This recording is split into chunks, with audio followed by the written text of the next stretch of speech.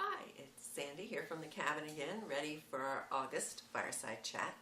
So let's talk business today. And I mean the new business.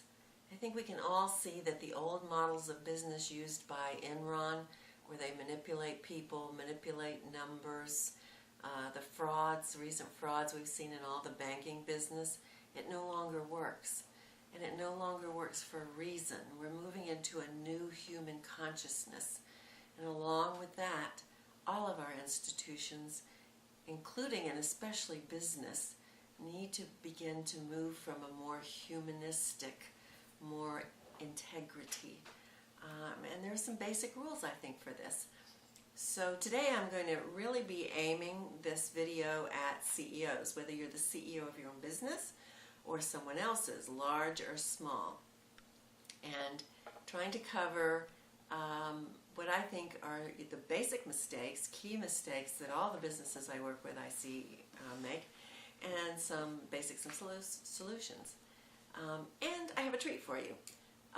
In order to make this a little bit more real experience, I invited the director of a local 5-star spa and some of her executive staff for a one-day seminar on looking at their business. Now, it was a 6-hour taping, so you'll only be getting some clips from that after this introduction, but I really think you'll enjoy it and learn from it. Additionally, it's important for me that you remember that I normally do businesses in a 3-day workshop up to like 20 people, and so that we have the opportunity to work on the specific issues of that company, but also time to work with each individual employee so that we're building the whole staff. And having said that, I'd like to start with what I think again are the like 8 different key mistakes made in businesses of all sizes. The first one is you have to love what you do. You have to have a passion. So I'm not only talking to the CEO, but I'm talking to every member, every employee must have a passion for what they do. And believe me, no matter what it is, like I could never be an auditor, but there are people that that's their passion. So there's a real trick to hiring people and putting them in the right position. I'll talk a little bit more about that later on, but loving what you do is so much a part of the new business. That electrical field of the heart opens and it attracts in love and it attracts in money. And if you have people that are vibrating really low and tired of their jobs and frustrated, they're not going to bring the money in for you. So love what you do is the first thing. Second one would be, it's very common in the old model that we focus just on the bottom line profit, and when that's not working, we just cut expenses to the bone. And while profit certainly is an important measurement, and we do have to watch expenses, there are better ways to do that. And I think as we go through this and as you look at the video clips, you'll begin to get the gist of that. Now, to make this a little bit more simplistic, I like to use an example of rowing or crewing. So think about the fact that you have a boat, which they call a scull, actually. Some of my kids did rowing or crewing, whatever you call it. But you have the boat. You want the best boat. That's the best environment for your business. That's the best products for your business. You want some high-class oars that are going to help get you to where you want to go. And you also want rowers that are highly skilled and are very muscular in what they do. So I'm going to use this analogy throughout the introduction to help you understand that. In terms of the rowers, I think it's really common in business that you hire in people that seem to have the skills for the position you want, and you may even add in some additional CEU courses to build motivation or whatever. But this is a critical part. If you think about it again as a race, your rowers are so important. So they not only have to know how the skill of rowing, but they have to build that muscle. And for this, I use the Enneagram, which will be no surprise to you because I'm always using the Enneagram. But the Enneagram allows them to understand themselves, to understand what motivates them and what sabotages them in the subconscious mind. And you'll see in our clips that we actually go into the subconscious mind, which was programmed before age 6, and we'll be working on money fears that some of the staff have using the well-researched tools of EFT tapping and Brain Gym, which is an international educational tool. So you have to really pay attention, again, to the individual employees, every single one of them. You have to work on what are their fears, particularly around money and self-confidence, and be able to reprogram that. Now, just as it's important where you place each rower in the boat or the scull, it's really important where you place each employee. In fact, I usually redo job descriptions in a company around the Enneagram. So, for instance, best CEOs are the 8-9 combination. Lots of energy, visionaries, know how to connect the dots. Your 3s are performers. They're very efficient, they're strategists, and they take the vision and they add the strategy to it and perform for the visionary in that way. And then your 1s are the detail people. They are your finance people and sometimes some of your computer people, and they get involved in the details. The 5s are usually your computer people, although in the case of our spa, one is a massage therapist because that's how she helps herself to feel, is through her healing modalities. And your 2s are customer service. And I say all the way through, never put a 2 in with your finance because they will give away the whole project because they just want to please people in what they're doing. So this is just an example. And if you're looking for salespeople, you're going to want a 3-4 combination because they're going to give the feeling to the customer that they're really very caring, and then they're going to come in there with the 3-point and do the close. Same with the 7-8, which are good salespeople, really good at doing cold calling because they're out there. Your 7 will charm your customers, and your 8 will do the closing for you. So important to know positions that you put your staff in, even when you have reprogrammed them to success money-wise. The next important thing, or key mistake, I think, the 4th one, is everybody has to know how to manifest. The old way of manifesting was you just work hard, you keep working hard, you keep working hard. You're on that hamster wheel going round and round, and it really doesn't work. The new way of manifesting is really to help each employee look at the fact that they don't actually work for the money that's their paycheck. They are working for what they would spend the money on.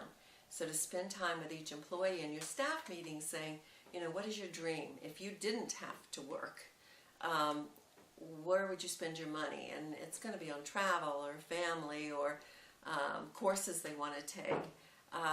And so when they focus on those things as opposed to a paycheck, motivation goes up, and so does productivity.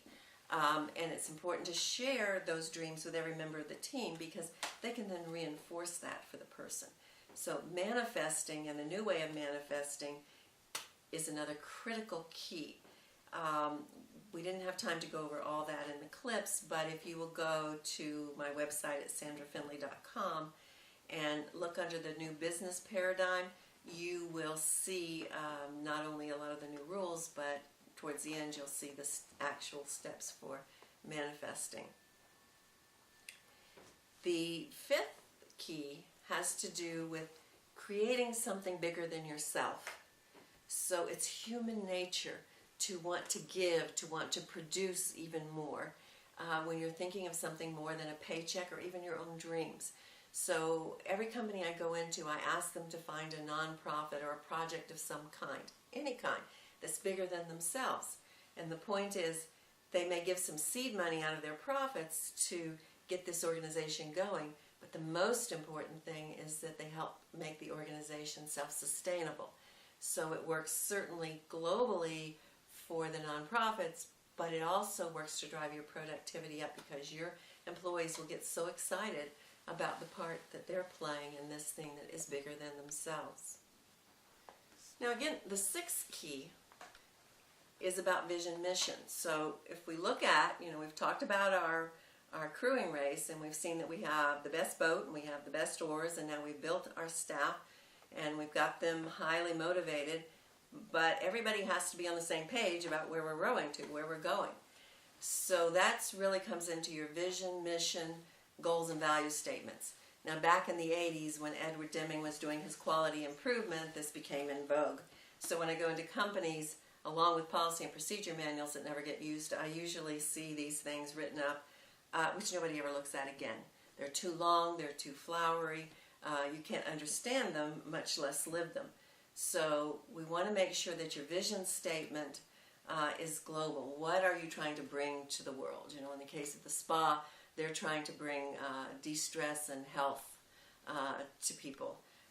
Then your mission statement is how you're going to do it. Well, they're going to do it through mind-body work,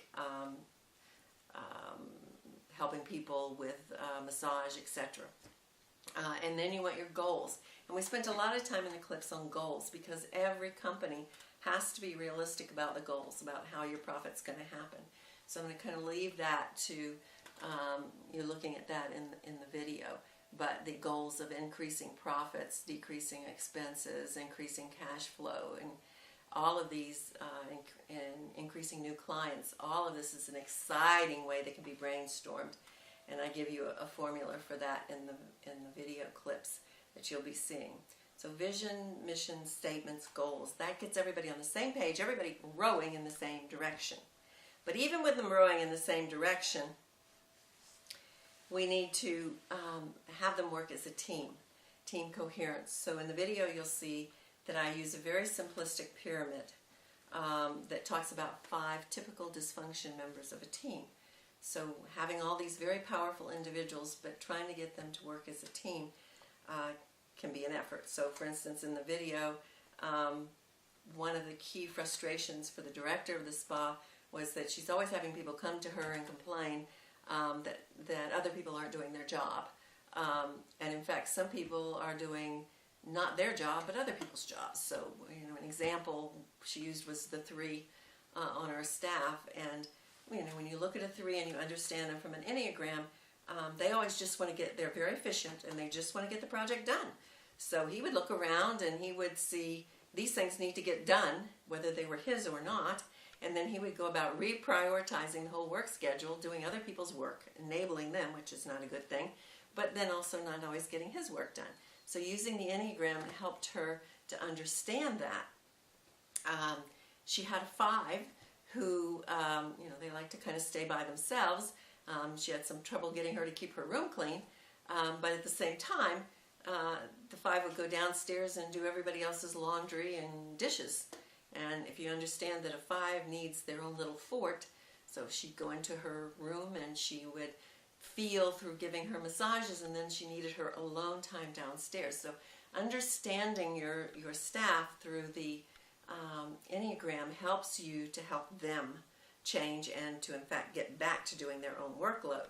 And then even more important is using the pyramid of accountability, which is on there, so that no director, no CEO should be the only one holding the company accountable.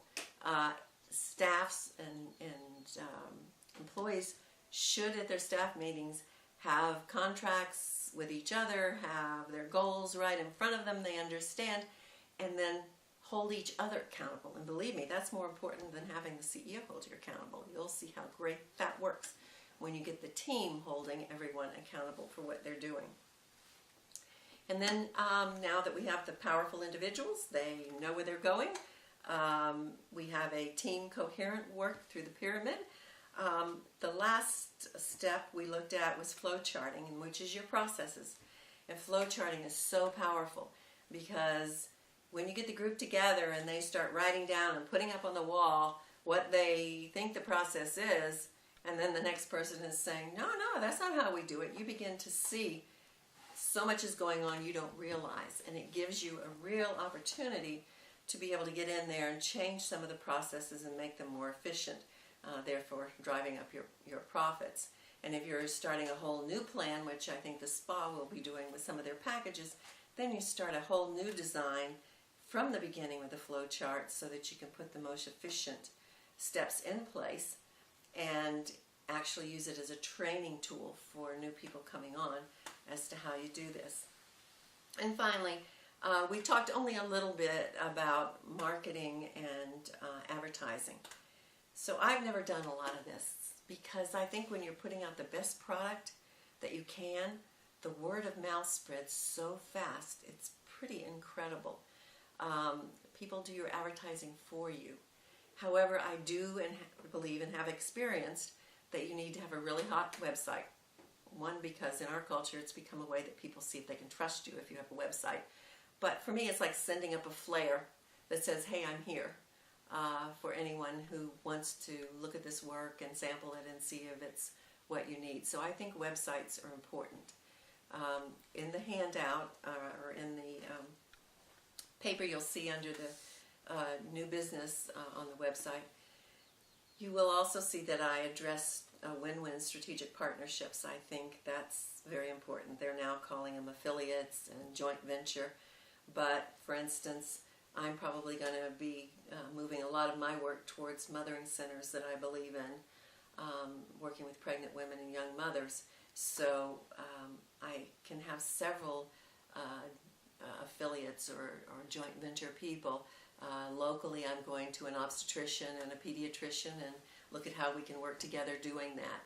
On the West Coast, I have a mother who's taken my Enneagram course, so we'll get together a group of mothers for me and we can see who wants to be doing mothering centers. And in New York, I have a client who has an educational forum in which I can do it. So these are all models and ways in which you can step out in a very heartfelt way. But again, you got to keep in the back of your mind that when you're out there doing any of this, it is about the work that you love and getting it out there and giving it as a gift to the world. When you have that intention, I promise you, you can't go wrong.